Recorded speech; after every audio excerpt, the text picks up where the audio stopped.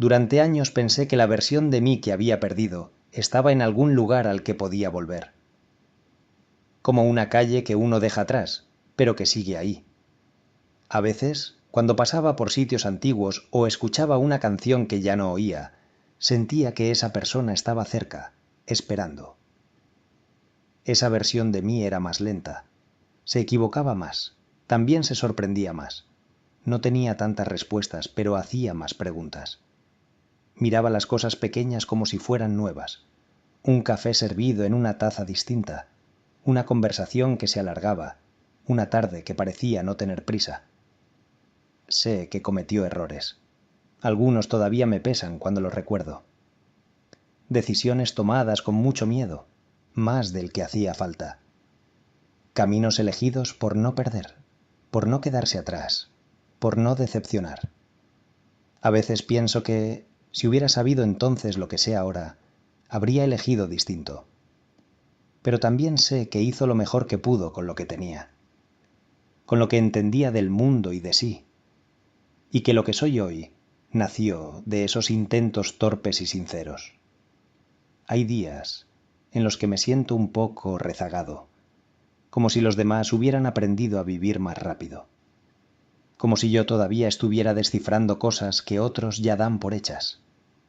En esos momentos me dan ganas de volver a ese yo antiguo, no para corregirlo, sino para cuidarlo, para abrazarlo un poco, para decirle que no estaba equivocado por tener miedo. Esta noche, mientras apago la luz, siento que esa versión de mí no está perdida. No como alguien a quien pueda volver a ser, sino como alguien que sigue caminando conmigo. Más despacio, quizá. Pero todavía aquí. Y por ahora eso es suficiente. El mensaje llegó a las 11:30. No decía nada importante, solo he encontrado tu bufanda en el cajón de abajo. Ella lo leyó 2 veces antes de dejar el móvil sobre la mesa. Estaba sentada en la cocina, con una taza de manzanilla aún tibia entre las manos. La bufanda era de lana gris. No la usaba desde hacía años, pero al leerlo sintió un tirón leve, como si alguien hubiera tocado algo que llevaba tiempo quieto. No sabía si responder. No era una pregunta, tampoco una invitación clara. Era más bien una prueba de existencia, como decir, aún estás aquí, aunque sea en un cajón. Se levantó y fue hasta el armario. Buscó otra bufanda, una azul que compró después, cuando ya no compartían ese piso. Se la pasó por el cuello sin abrigarse de verdad, solo para notar el peso. Pensó en él, doblando ropa que ya no le pertenecía. Pensó en ese gesto mínimo, en elegir no tirar algo. Contestó, gracias, nada más. Después dejó el móvil donde estaba y volvió a sentarse. La manzanilla estaba un poco más fría que antes. Bebió un sorbo despacio. No iba a recuperar la bufanda. No iba a abrir una conversación.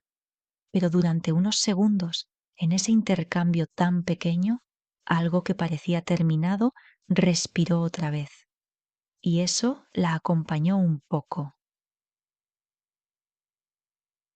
El humo de la vela recién apagada se retorcía despacio, como si dudara antes de desaparecer. Él lo observaba sin prisas, con las manos aún apoyadas en la mesa. El silencio ocupaba el lugar donde, hasta hace un momento, se cantaban canciones tímidas. Durante mucho tiempo pensó que todo era acumulable, que cada día servía para levantar algo más alto, más firme, más suyo. Aprendió pronto a no pedir nada, a no esperar demasiado, a medir el valor de las cosas por su peso y su brillo, a dormir tranquilo solo cuando todo estaba en orden. Pero el orden se rompió. No fue una caída ruidosa. Fue más bien una serie de pequeñas decepciones, puertas que ya no se abrían, papeles que dejaron de significar algo. Se encontró reduciendo, soltando, al principio con rabia, después con cansancio. Ahora estaba allí, mirando cómo el humo se dispersaba. Pensó que cumplía años y no tenía casi nada de lo que antes llenaba sus días. y sin embargo tampoco sentía ese hueco que temía.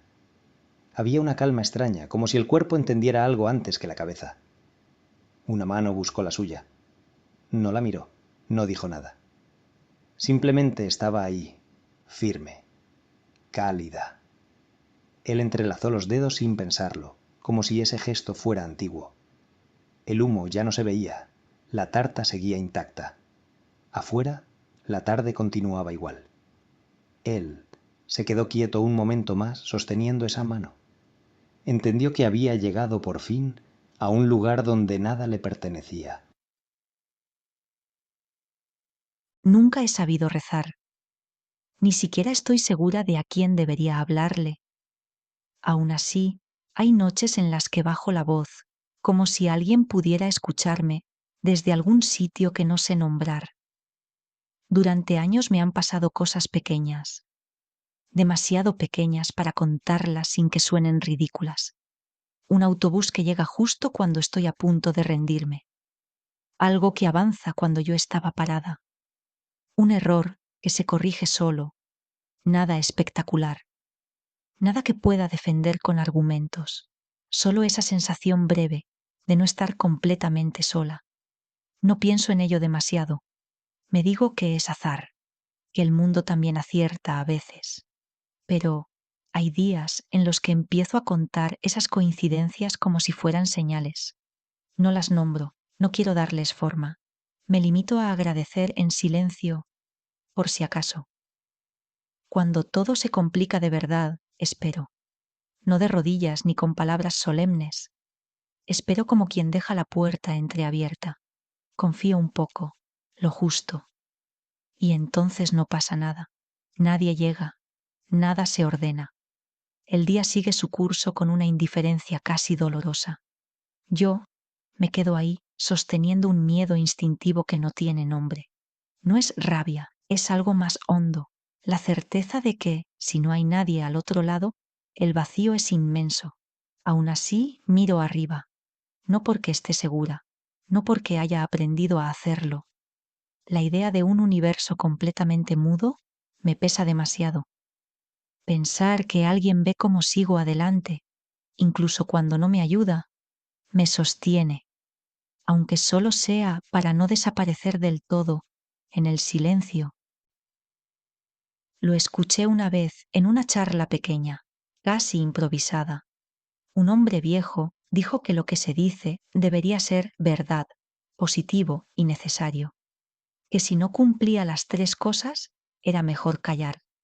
Durante un tiempo me acompañó como una lámpara encendida en una habitación desconocida. Me ayudaba a ordenar las frases antes de decirlas, a medirlas. Pensaba en ti a menudo entonces, en lo que decía y en lo que me guardaba. Me preguntaba si aquello que callaba era cobardía o cuidado. Con los meses empecé a dudar, no de la idea, sino de lo que exigía. Presuponía una perfección que ni en 100 vidas alcanzaría, como si estuviéramos hechos para hablar desde un lugar puro, pero yo no me sentía en ese lugar. Estaba cansada y aprendiendo a sobrevivir con los demás a trompicones como todos.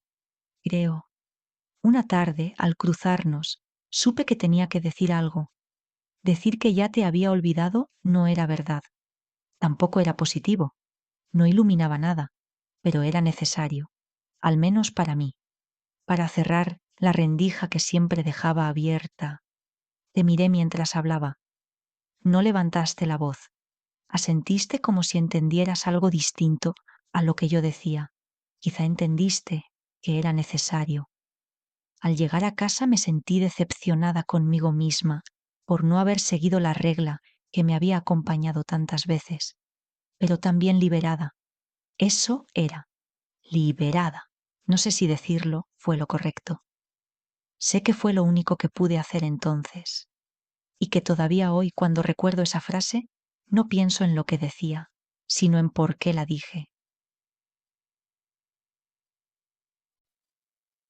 Quedamos a la hora de siempre, como cuando éramos críos, y no hacía falta concretar demasiado. Llegué antes y me senté en la terraza. Pedí un café por costumbre, no por ganas. Pensé en todo lo que habíamos vivido juntos, en mi amigo, y en lo extraño que era volver a verle después de tantos años. Lo reconocí enseguida, no por la cara, sino por la forma de saludar, ese gesto torpe y directo que siempre fue suyo. Nos dimos un abrazo fuerte, de esos que no necesitan explicación. Aún así, algo no encajaba del todo. En la cabeza estaban los recuerdos intactos, pero el cuerpo llegó tarde, como si ese abrazo ya no fuera un gesto cómodo. Hablamos del trabajo, de lo cansado que se hace a veces el día a día, de nuestras familias. Nos reímos recordando anécdotas que solo nosotros entendíamos, pero entre frase y frase aparecían pausas nuevas. No pesaban, pero estaban ahí. En ellas vivían todas las cosas que no compartimos. Caminos distintos, errores propios, días importantes sin el otro al lado. Me di cuenta de que ya no pensábamos igual, ni reaccionábamos igual. Y sin embargo, seguíamos reconociéndonos. No como antes, sino como ahora. Dos amigos que habían cambiado sin dejar de ser quienes fueron el uno para el otro. Al despedirnos, ninguno fingió promesas imposibles. Dijimos que nos veríamos, y lo dijimos de verdad, aunque sin fechas. El abrazo final fue tranquilo, sincero, no para recuperar nada, sino para dejarlo en su sitio. Volví a casa con las piezas aún recolocándose por dentro. No era nostalgia ni tristeza, era la certeza de que aquel encuentro no cambiaba nada y, aún así, había estado bien. Cerró el portátil y dejó el despacho a oscuras. No era tarde, pero el día había quedado completo. Se sirvió un vaso de agua y lo bebió despacio, como si todo formara parte de un ritual. Había construido sin atajos, ladrillo a ladrillo. Mientras otros cambiaban de rumbo cada temporada, él repitió lo mismo durante años. Aprender, ajustar, volver a intentar.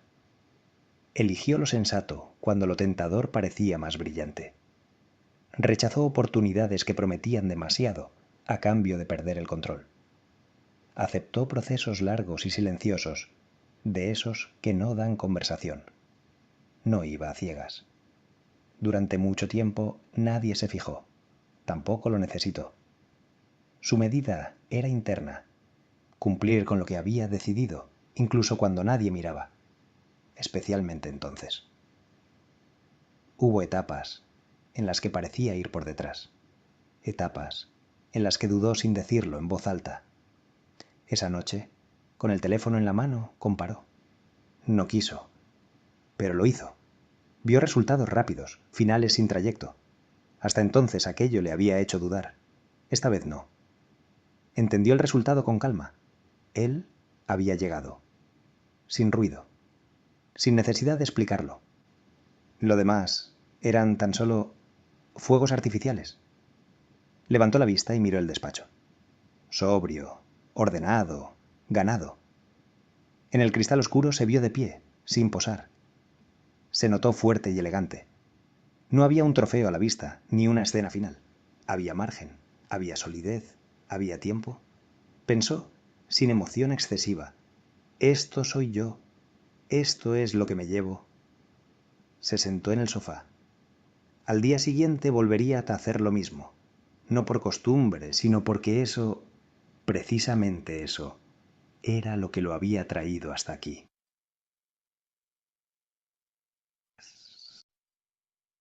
A ella le gustaba caminar descalza y no sabía explicar por qué. Decía que era algo ancestral, instintivo, como si el cuerpo recordara lo que la mente no. Desde pequeña le habían repetido que eso no estaba bien, que se iba a hacer daño, que se iba a ensuciar. Asentía, asentía mientras dejaba los zapatos a un lado. No siempre era fácil. Al principio el suelo imponía su ley, pero ella no podía evitarlo. Sin darse cuenta, la planta del pie se volvió más firme. Los dedos empezaron a moverse por su cuenta, a separarse, dejando espacio, un hueco donde se colaban el agua, la tierra, a veces el viento. Aprendió a confiar en ellos. Sabía cuándo agarrarse, cuándo ceder. El equilibrio llegaba solo. Pisaba con intención. Caminar así la obligaba a ir más despacio, a estar, a notar cómo el terreno cambiaba y su cuerpo cambiaba con él. Percibía el suelo antes de entregar el peso, una losa húmeda, una arista afilada. Sentía el agua del río más fría cuando pasaba por la sombra, y al atardecer, cuando la tierra aún guardaba el calor del día, se lo devolvía despacio, casi como un acuerdo silencioso. A veces se observaba andando, los pies funcionando como un mecanismo preciso, sin esfuerzo, hecho para entender el terreno sin palabras, para comunicarse con él. Le fascinaba, le daba calma. No lo hacía por rebeldía ni por costumbre, lo hacía porque ahí encontraba una forma sencilla de paz, una conexión con la tierra que la ordenaba por dentro. Cuando volvía a ponerse los zapatos, el mundo ya no le pedía explicaciones, pero ella se sentía sin permiso. Él no tenía modales, pero era elegante. No sabía saludar como se espera, ni despedirse en el momento adecuado. A veces se iba sin avisar y otras aparecía cuando yo ya había dejado de esperarlo. Aún así, había en su manera de estar algo sereno, como si no tuviera prisa por demostrar nada. Con él aprendí a ir más despacio. Vivía atento a los pequeños rituales. Le gustaba la luz de la tarde, los lugares donde el ruido no entraba del todo. Yo hablaba y él escuchaba. No intervenía demasiado, no opinaba de más. Me miraba con una concentración limpia, sin intención de arreglarme la vida. Esa forma de mirar, sin juicio, fue lo primero que me desarmó. No diré su nombre, me da un poco de vergüenza. Debería cambiárselo. Nuestra amistad no tenía hipocresía. No estaba hecha de confidencias profundas ni de promesas. Era estar, compartir el mismo espacio, aprender a reconocer el humor del otro sin necesidad de palabras. Había días en los que su presencia era lo único estable. A veces pensaba que nuestra relación no se parecía a ninguna otra. No había expectativas, no había reproches, solo una fidelidad voluntaria, sostenida por la costumbre y el afecto. Yo llegaba cansada y él ya estaba allí, como si supiera exactamente cuándo hacía falta. Ahora está aquí, conmigo. No me mira, pero sé que sabe que estoy. Respira despacio. De su cuerpo sale una vibración leve, constante, una frecuencia baja que se me instala en el pecho y me afloja los nervios. No hace nada más. Y sin embargo, algo en mí se asienta. Nunca me habló, nunca lo necesitó. Y yo aprendí a quererlo así, a un ritmo distinto, como se quiere a alguien que no entiende tus palabras, pero reconoce tu voz y decide quedarse. Llevo tantas horas conduciendo que hace rato los pensamientos se soltaron del cuerpo, como si ya no hicieran falta. Las manos siguen ahí, firmes, sabiendo que no pueden fallar. Los pies acompañan. La mirada llega siempre un poco antes. Yo observo desde un lugar suspendido, donde uno no duerme, pero empieza a dejarse ir. La noche se va posando. Va apagando el mundo despacio, mientras los faros dejan solo lo necesario.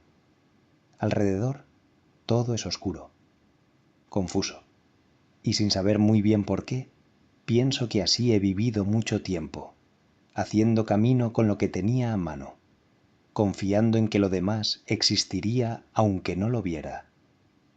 Y entonces me hago preguntas, no como quien busca respuestas, sino como quien palpa una herida para comprobar si sigue ahí.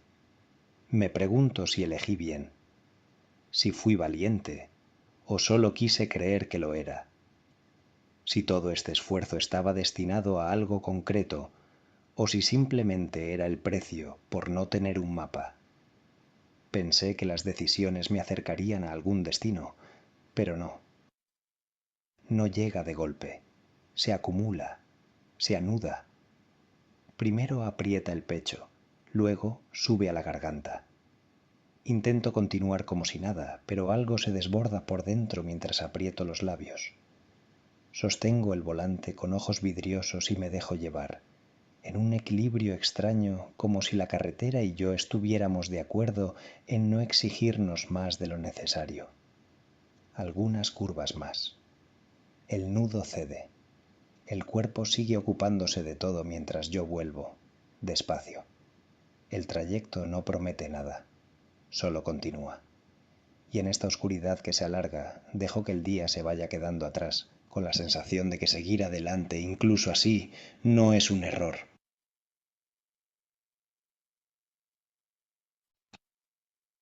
Cuelga el teléfono y se queda sentado en el borde de la cama, sin apoyar la espalda, sin tumbarse. Los pies descalzos tocan el suelo frío. Permanece ahí, quieto, como si levantarse o acostarse fueran decisiones demasiado grandes ahora mismo. Ha vuelto a decir que sí. Lo reconoce por el eco de su propia voz, correcta, disponible, dicha con la misma naturalidad de siempre. Un favor sencillo, nada que no haya hecho antes, nada que, en teoría, merezca este peso en el pecho. Deja el teléfono en la mesilla y lo aparta un poco, como si pudiera volver a sonar. Respira hondo. Piensa en otras noches parecidas, en otras llamadas iguales, en lo automático que se ha vuelto a estar disponible, en cómo Susie siempre ha llegado puntual, incluso cuando él ya iba justo por dentro. Ni el miedo ni la culpa le han llevado a aceptar. Ha sido la costumbre.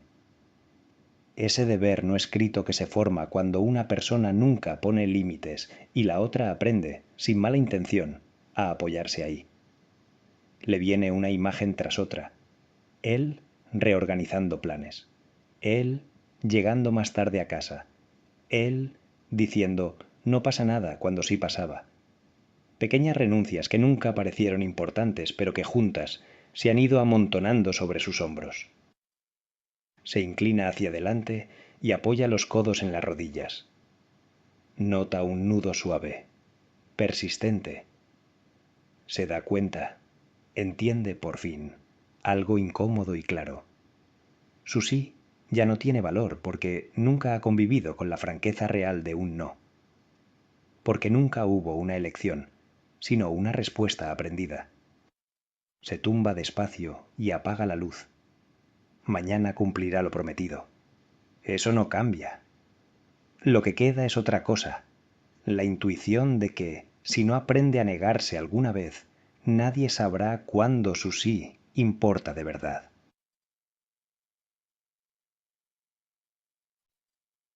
Siempre había dicho que tenía mala suerte. Más que como una queja, como una explicación previa o una excusa. Esperaba el resultado antes de intentarlo. Era una forma de protegerse, pensaba ella. Así es la vida, se decía. Aunque, muy adentro, no siempre estuviera segura de creerlo. El trébol apareció una mañana sin importancia, en un bordillo descuidado junto al cruce. Se agachó con desgana, como si no quisiera darle demasiado valor. Pero se agachó. 4 hojas. Sonrió apenas. Pensó que incluso eso le llegaba tarde. Lo guardó en su cartera, entre unos recibos, y continuó. En el trabajo, alguien habló de oportunidades. Ella apoyaba la mano sobre la cartera, sin abrirla. Esperaba. Por la noche, ya en casa, dejó el trébol sobre la mesa. Lo miró largo rato, sin tocarlo. Sintió esa decepción pequeña y familiar, la que no sorprende porque siempre llega.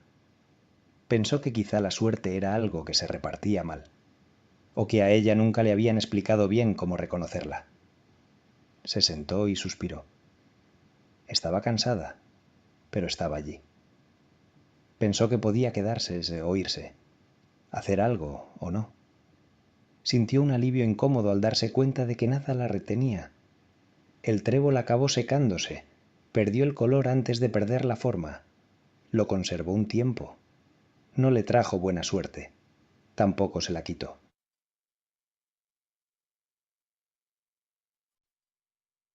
Siempre he soñado con poder volar, desprenderme de la gravedad, aunque fuera a ratos, ser diferente o escapar. Nunca he sabido separar bien una cosa de la otra. Quizá por eso me gusta el mar. Cuando lo miro, siento que ahí nada está del todo sujeto. Todo sube y baja, se mueve sin un suelo al que obedecer. Vengo sola casi siempre, amontono mis cosas y sin pensarlo me meto en el agua. Me cubre las rodillas, luego la cintura y sigo hasta que el cuerpo empieza a pesar distinto. Me quedo ahí un momento, dejando que el frío se acomode. Floto, pienso en los seres que viven abajo, pegados al fondo, desde siempre. Me pregunto si se sienten como yo a veces, un poco resignados, conscientes de estar hechos para permanecer abajo, aunque pasen la vida mirando hacia arriba. A mi madre no le gustaba el mar. Decía que siempre pedía algo a cambio. Lo decía mientras me esperaba en la arena, con la toalla preparada, vigilando sin disimular.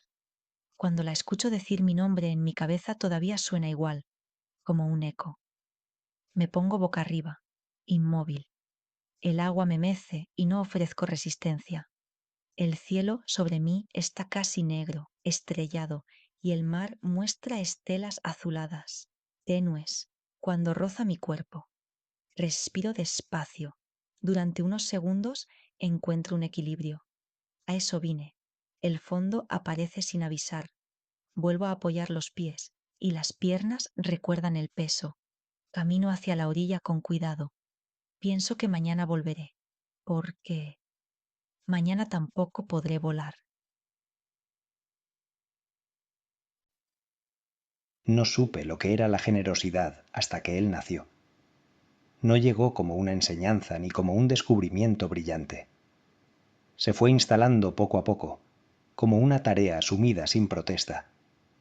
De repente, había alguien que merecía ser cuidado incluso por encima de mí, por encima de todo. Desde entonces, entrego tiempo, atención, presencia, y no hay en ello una sensación de pérdida. Cada gesto, por pequeño que sea, se suma a una línea más larga que la mía. Una noche, de madrugada, lo comprendí con lucidez. Hay días que pesan. El cansancio abruma y la paciencia se tambalea. Aún así, al anochecer, cuando la casa se aquieta, algo permanece encendido.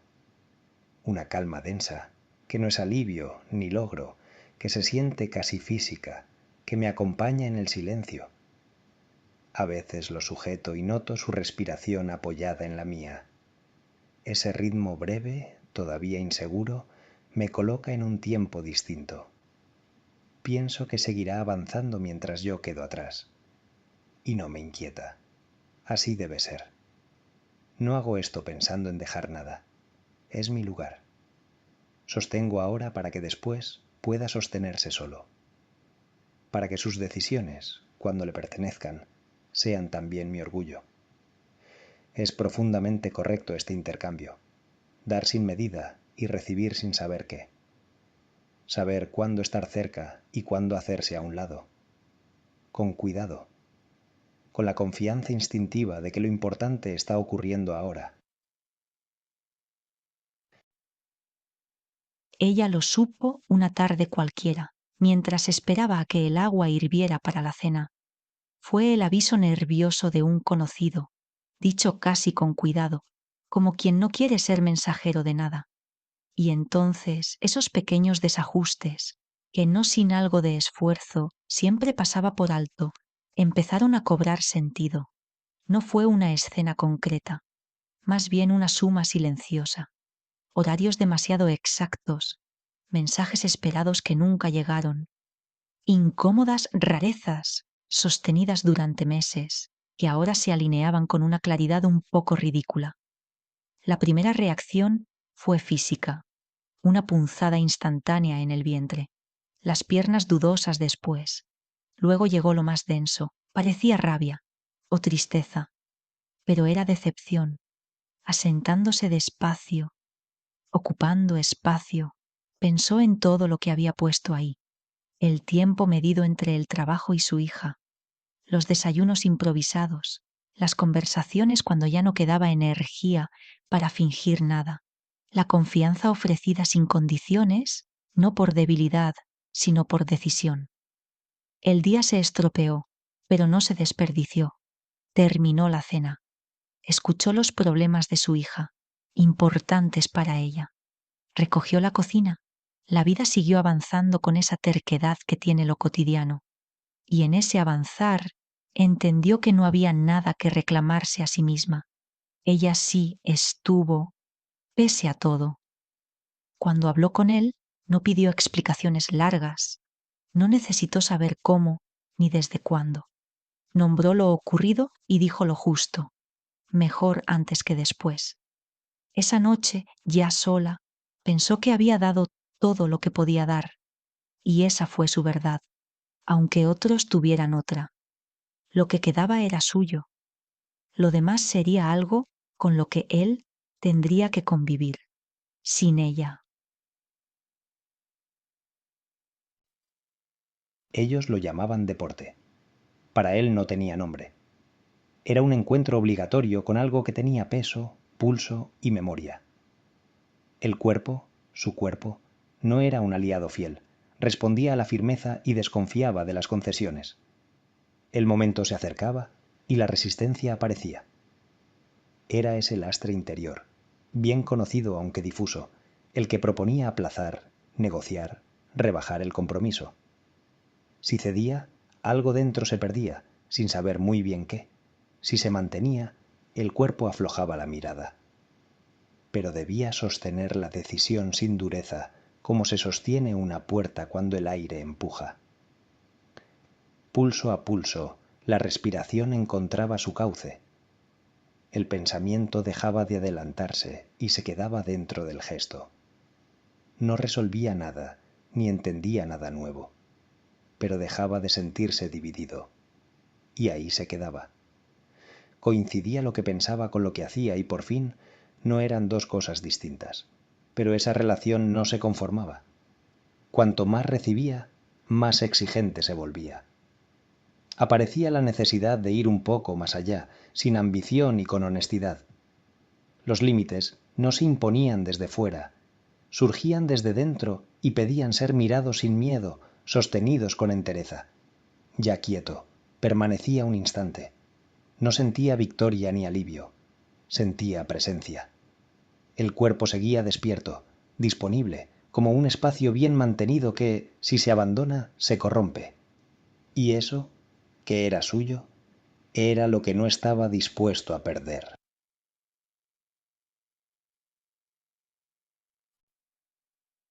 La clase termina con la voz suave, casi grabada, de la profesora. Ella abre los ojos, permanece tumbada en la esterilla que alquiló para la sesión. No quiere ser la primera en levantarse. A su alrededor, los demás parecen relajados. Tal vez lo estén. Ella piensa que tiene que volver a casa. Hay cosas que hacer antes de ir al trabajo. Se incorpora, recoge su esterilla y la enrolla despacio, cuidando que quede recta, alineada, sin pliegues. Ese gesto le resulta natural. En la calle, el aire es otro. No hay instrucciones ni música baja. Se dirige a casa, lo hace caminando. Así le apetece.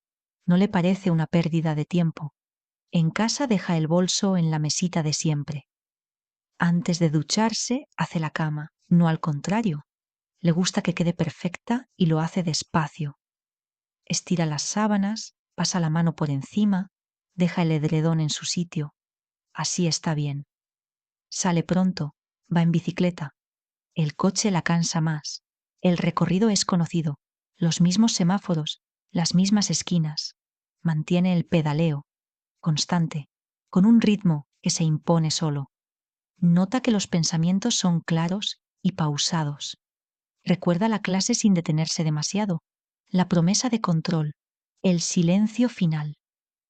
No le molesta haber ido. Tampoco siente que haya pasado nada importante.